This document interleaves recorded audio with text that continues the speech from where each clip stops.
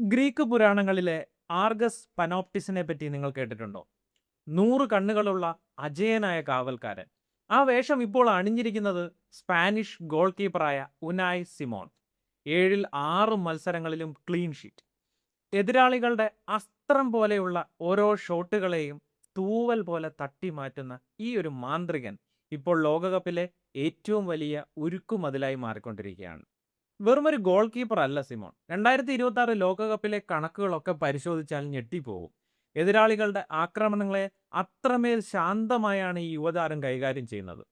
518 മിനിറ്റുകൾ തുടർച്ചയായി ഗോൾ വഴങ്ങാതെ ഇരിക്കുക എന്നതൊരു ചെറിയ കാര്യമൊന്നുമല്ല. 2010-ൽ സ്പെയിൻ ലോകകപ്പ് ജയിക്കുമ്പോൾ കസില്ല സ്ഥാപിച്ച റെക്കോർഡിന്റെ തൊട്ടരികിലാണ് സിമോൺ ഇപ്പോൾ എത്തി നിൽക്കുന്നത്. ഡിഫൻസീവ് ലൈനിനെ നിയന്ത്രിക്കുന്ന കാര്യത്തിലും ബാക്ക് പാസുകളൊക്കെ സ്വീകരിക്കുന്നതിൻ്റെ കാര്യത്തിലും സിമോൺ പുലർത്തുന്ന ഈ ഒരു കൃത്യതയാണ് സ്പെയിനിൻ്റെ ഏറ്റവും വലിയ കരുത്തായി മാറുന്നത്. ഇനി വരാനിരിക്കുന്നത് ഫുട്ബോൾ ലോകം കാത്തിരിക്കുന്ന ഒരു വലിയ ഫൈനൽ മത്സരമാണ്.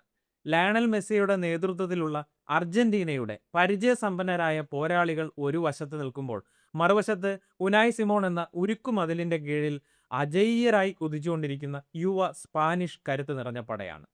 മെസ്സിയുടെ ആ തന്ത്രങ്ങളോ അർജന്റീനയുടെ ആക്രമണ വീര്യമോ സിമോണിന്റെ ഈ ഉരുക്കുമതിലിൽ തട്ടി തകരാൻ സാധ്യതയുണ്ടോ? അതോ അർജന്റീനയുടെ അനുഭവ സമ്പത്ത് സ്പാനിഷ് കോട്ടയെ കീറി മുറിക്കുമോ?